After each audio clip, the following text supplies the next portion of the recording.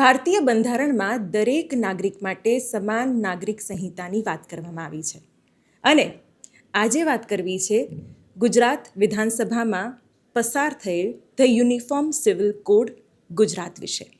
અને અમારી આ સિરીઝ ઇન્ફો ડાયરીઝ કે જેમાં પોડકાસ્ટના માધ્યમથી અમે તમારા સુધી આ માહિતી પહોંચાડવાના છીએ.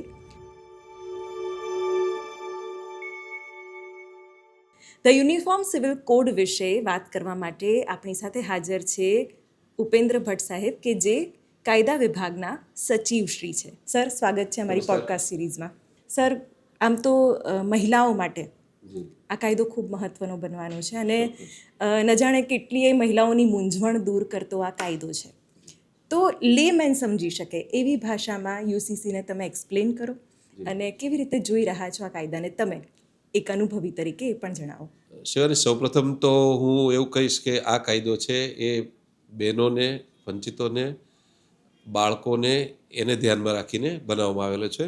તારીખ 24મી માર્ચ 2026ના રોજ વિધાનસભામાં આ કાયદો પસાર કરવામાં આવેલો છે અને તમે જેમ શરૂઆતમાં કહ્યું એમ એનું નામ the uniform civil code Gujarat છે અને એ 2026નો કાયદો 17 નંબરથી રજૂ થયેલો છે વિધાનસભામાં અને વિધાનસભામાં પસાર થયેલો છે. હવે એક સવાલ એવો આવે કે આ કાયદાનું ઉદ્ગમ સ્થાન ક્યાં છે, મૂળ ક્યાં છે? કોઈ પણ કાયદો આવે તો એ કાયદાનો હેતુ શું, એનો ઉદ્દેશ શું, એ ક્યાંથી એનું ઉદ્ગમ સ્થાન છે એ છે. એટલે આપણે ત્યાં બંધારણના આર્ટિકલ 44 પ્રમાણે માર્ગદર્શક સિદ્ધાંતો આપવામાં આવે છે અને ઇંગ્લિશમાં આપણે ડાયરેક્ટિવ પ્રિન્સિપલ્સ કહીએ છીએ.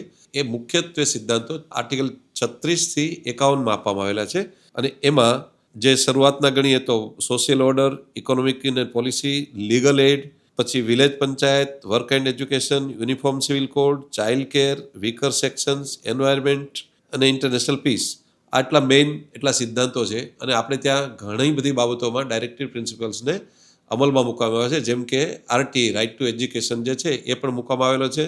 પંચાયતોની જે સુદૃઢીકરણ કરવામાં આવેલું છે. એ સિવાય ઇકોનોમિક પોલિસી કરવામાં આવેલી છે. લીગલ એડ જે છે એ પણ કરવામાં આવેલું છે. તો આ જે કાયદો છે એ ડાયરેક્ટિવ પ્રિન્સિપલ્સમાંથી આવેલો છે અને એ આપણી કલ્યાણ રાજ્ય, વેલફેર સ્ટેટ છે એના પ્રિન્સિપલ્સમાંથી આવેલો છે. નહીં કે રાજ્ય છે એ પોલીસ સ્ટેટ નહીં પણ વેલફેર સ્ટેટ હોય એવા વિભાવના સાથે આ કાયદો અમલમાં લાવવામાં આવેલો છે. સર, ભારતના બંધારણમાં યુસીસી વિશે શું ઉલ્લેખ છે? ભારતના બંધારણમાં મેં આગળ વાત કરી એ રીતે આર્ટિકલ 44માં ડાયરેક્ટિવ પ્રિન્સિપલ્સ તરીકે આ યુનિફોર્મ સિવિલ કોડ સરકાર લાવશે તેવી જોગવાઈ કરવામાં આવેલી છે. સર, યુસીસી માટે ગુજરાત સરકારે જે કમિટી બનાવી હતી એ વિશે વાત કરજો અને કેવી રીતે યુસીસી અન્ય ધર્મના જે કાયદા છે એનાથી અલગ છે તે વિશે પણ જણાવો. એક વસ્તુ એવી છે કે આ જે કમિટી રચના કરવામાં આવી એ સુપ્રીમ કોર્ટના નિવૃત્ત ન્યાયાધીશ રંજના પ્રકાશ દેસાઈના અધ્યક્ષતામાં કરવામાં આવી અને એ પોતે એક મહિલા હતા અને બાકીના મેમ્બર્સ હતા. અને આ કમિટી દરેક જિલ્લામાં જઈને લોકોના સૂચનો, પ્રતિભાવો, વાંધાઓ, વિરોધ જે કંઈ હતું એ લેખિતમાં અને આપણે સાઇટ પણ શરૂ કરવામાં આવી એમાં એ લેવામાં આવેલા હતા અને લગભગ 20 લાખ જેટલા પ્રતિભાવો લોકોના લેવામાં આવેલા છે. દરેક જિલ્લામાં જઈને દરેક ધર્મ, સંપ્રદાય, સંસ્થાઓની સાથે પણ એને અલગ અલગ જગ્યાએ મિટિંગો કરવામાં આવેલી, એની મુલાકાતો કરવામાં આવેલી, એમના વાદા સૂચનો સાંભળવામાં આવેલા. એમાં સમાજના પ્રબુદ્ધ નાગરિકો, એડવોકેટ્સ અને સમાજના આગેવાનો, દરેક ધર્મના આગેવાનો, દરેક પક્ષના આગેવાનો, દરેક સંસ્થાના આગેવાનો એ બધાએ આમાં ભાગ લીધેલો અને એ સૂચનાના આધારે કમિટીએ પોતાનો રિપોર્ટ તૈયાર કરેલો અને તેઓએ માનનીય મુખ્યમંત્રીશ્રીને આ રિપોર્ટ સોંપેલો. તો સર, વિવિધ ધર્મના જે અત્યારે પર્સનલ લોઝ છે તો એ અને યુસીસી છે તો એ બંને વચ્ચે ફરક શું છે અને કેવી રીતે યુસીસી વધારે ઇમ્પ્લિકેશનમાં આવશે તો એ ફાયદાકારક છે? એક વસ્તુ એવી છે કે દરેક ધર્મના પોતાના કાયદાઓ, દરેક ધર્મના પોતાના રિવાજો, દરેક ધર્મના પોતાની પ્રથાઓ, દરેક ધર્મની પોતાની સંસ્કૃતિઓ, એ બધી જ વસ્તુઓ અલગ અલગ છે અને દરેક ધર્મના જે રિવાજો હતા એના આધારે એ લોકોના પર્સનલ લોઝ હતા, એ કાયદાઓ હતા અને એ કાયદાઓ પ્રમાણે એ લોકો પાલન કરતા હતા અને એ પાલન કરીને એમાં એના પોતાના રીત રિવાજ છે એ જ કાયદો છે એવું માનવામાં આવતું હતું. દાખલા કે હિન્દુ ધર્મ છે તો એમાં એક પત્ની પ્રથા હતી, બીજા ધર્મો છે એમાં બહુપત્નીત્વ પ્રથા હતી.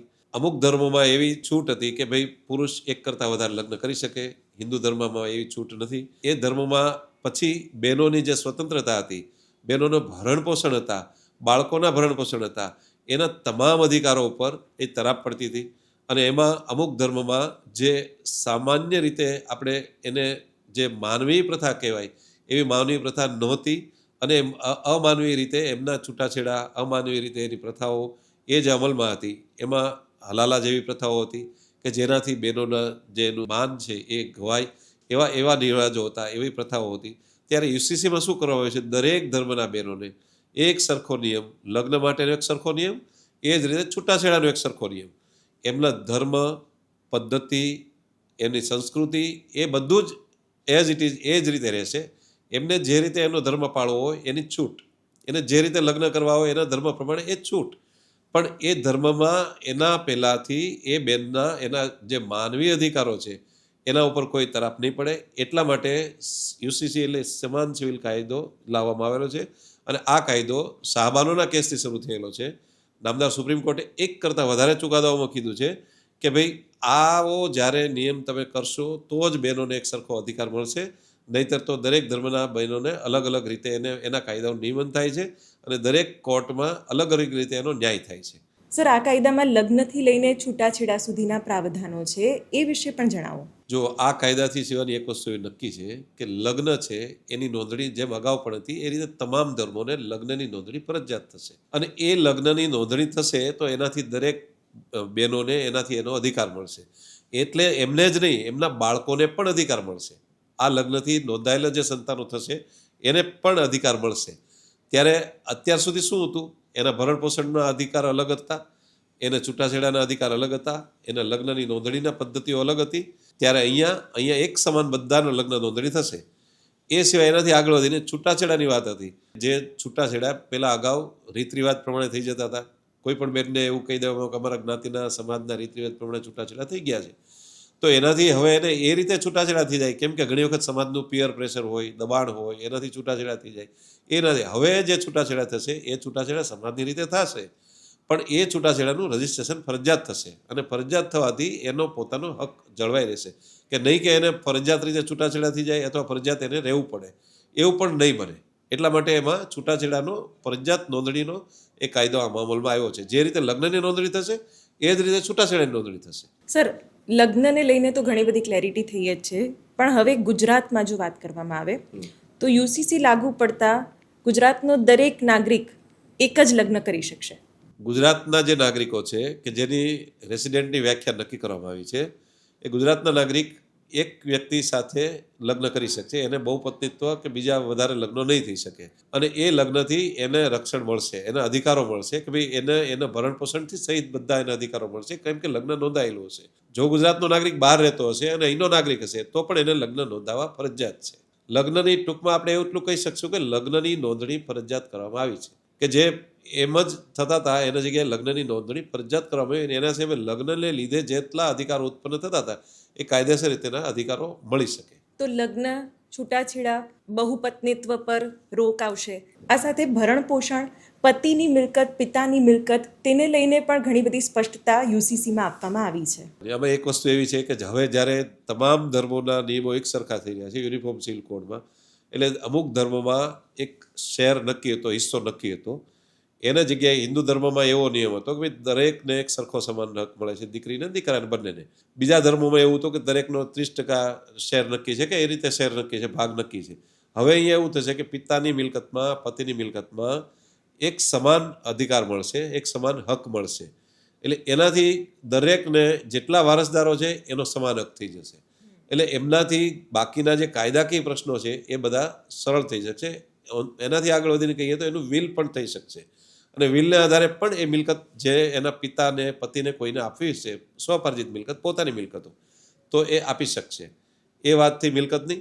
ભરણ પોષણની વાત છે તો લગ્ન નોંધાયેલા છે, લગ્નના હિસાબે જે બાળક જન્મશે એને તમામ અધિકારો એના પિતાની મિલકતમાં મળશે. એ રીતના એમના જે અધિકારો છે એ સુરક્ષિત રહેશે.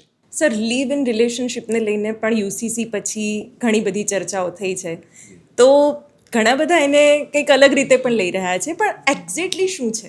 કે લીવ ઇન રિલેશનશિપ એટલે કોઈ ગેરકાયદેસર રીતે રહેવા માટેની કોઈ વાત નથી. જે પુખ્ત વયના વ્યક્તિઓ પોતાની સંમતિથી રહેવા માગતા હોય તો એ લીવ ઇન રિલેશનશિપમાં રહી શકશે. અને એ રહેવા માટેનું રજિસ્ટ્રેશન પણ કરાવવાનું રહેશે. એનાથી આગળ વધીને એ લિવ ઇન રિલેશનશીપમાં રહેતા વ્યક્તિઓથી જો કોઈ સંતાનનો જન્મ થયો તો પણ એનું ભરણપોષણ અને એના તમામ અધિકારો એ કાયદાથી રક્ષિત રહેશે. અને એટલા માટે એનું રજિસ્ટ્રેશન કરવામાં આવશે અને રજિસ્ટ્રેશન ફરજિયાત કરાવવામાં આવશે. અને લિવ ઇન રિલેશનશીપથી જે ગેરસમજ છે કે માન્યતાઓ છે કે આનાથી લગ્ન બાહ્યના સંબંધોને મંજૂરી મળશે એવી જે વાત હોય તો એવી આમાં કોઈ જ કરતા એવી વાત નથી. ઉલટાનું એને તો કોઈ જો એની ગેરરજૂઆત કરશે અને એનાથી લિવ ઇન રિલેશનમાં રહેતા હશે તો એને સજાની પણ આમાં જોગવાઈ કરવામાં આવેલી છે. ઘણી વખત તો એવું બનશે કે લગ્ન કરતાં પણ વધારે સજ્જડ રીતે આ કાયદાનું રક્ષણ મળશે એને, એવું આ કાયદાથી નક્કી કરવામાં આવેલું છે.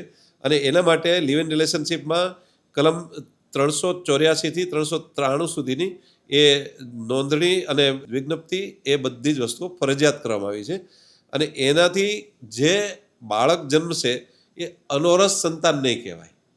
જે લોકો સામાજિક રીતે એવું માને કે આ બાળક અનોરસ સંતાન કહેવાય, એવું આ કાયદામાં એવું કશું જ નથી. આ કાયદામાં જે બાળક જન્મશે એ ઓરસ એટલે કાયદેસરનું બાળક છે, એટલા જ એને એવા જ અધિકારો આ લિવ ઇન રિલેશનશીપથી મળશે. સર, એક વાત યુસીસીમાં જે ઉડીને આંખે વળગે છે એમાં એક વાત એવી છે કે ઓળખ છુપાવીને જો કોઈ મહિલા સાથે છેતરપિંડી કરવામાં આવશે તો એને લઈને કડક જોગવાઈઓ આમાં છે.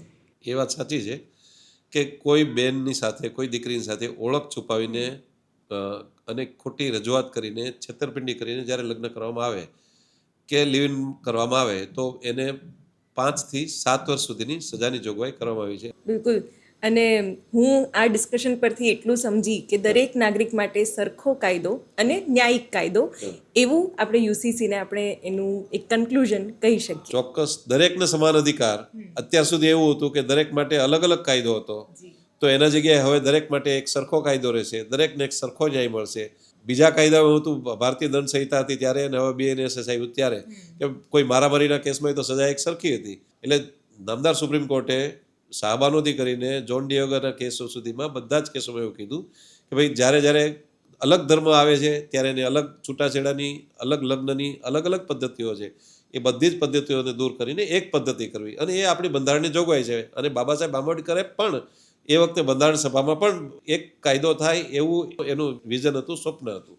અને એ સ્વપ્ન અત્યારે સાકાર થઈ રહ્યું છે. સર, ખાસ તો આદિવાસી સમાજના જે પરંપરાગત હિતો છે એને અકબંધ રાખવામાં આવ્યા છે, એને યુસીસી સાથે જોડવામાં નથી આવ્યા. આ કાયદામાં આદિવાસીઓને બાકાત રાખવામાં આવ્યા છે. તો કોઈક એવું કહી શકે કે એની સાથે એને બીજા વ્યક્તિઓને અને આદિવાસીઓને સાથે એવો કોઈ અલગ રાખવામાં આવ્યા છે, સમાનતા નથી. પણ એવું નથી. આપણા બંધારણમાં આર્ટિકલ 342, આર્ટિકલ 366(25), બંધારણના ભાગ 21 માં પણ તમામને એક સરખા અધિકારો આપવામાં આવ્યા છે. અને એમાં આદિવાસીઓના અધિકારો અલગ રીતે નક્કી કરવામાં આવે. શું કામ? કે એની રૂઢિગત પરંપરા, એના રિવાજો, એની રીત પદ્ધતિઓ એ બધી જ વસ્તુ પ્રિઝર્વ રહે, જળવાઈ રહે, એટલા માટે બંધારણમાં જ જોગવાઈ કરવામાં આવી છે. અને એ બંધારણની જોગવાઈને ધ્યાને રાખીને એ આદિવાસી સમુદાયને એમાંથી અલગ રાખવામાં આવે છે, બાકાત રાખવામાં આવે છે. એનાથી કોઈ અસમાનતા ઊભી થતી નથી. ઉલટાનું એમનું જે કલ્ચર છે, એમની સાંસ્કૃતિક ધરોહર છે એ જળવાઈ રહેશે. એટલા માટે આ વ્યવસ્થા કરવામાં આવી છે. સર, યુસીસીને લઈને ખૂબ જ ઇન્ટરેસ્ટિંગ માહિતી આપી અને સરસ રીતે એને એક્સપ્લેન કર્યું જેથી કરીને સામાન્ય નાગરિકને પણ એ સહજતાથી સમજાઈ શકે. Thank you so much sir. તો આજે ઇન્ફો ડાયરીઝમાં યુસીસી વિશે સાચી અને સટીક સમજ આપણે મેળવી. ફરીવાર નવા કોઈક ટોપિક સાથે મળીશું. ત્યાં સુધી રજા આપશો. નમસ્કાર.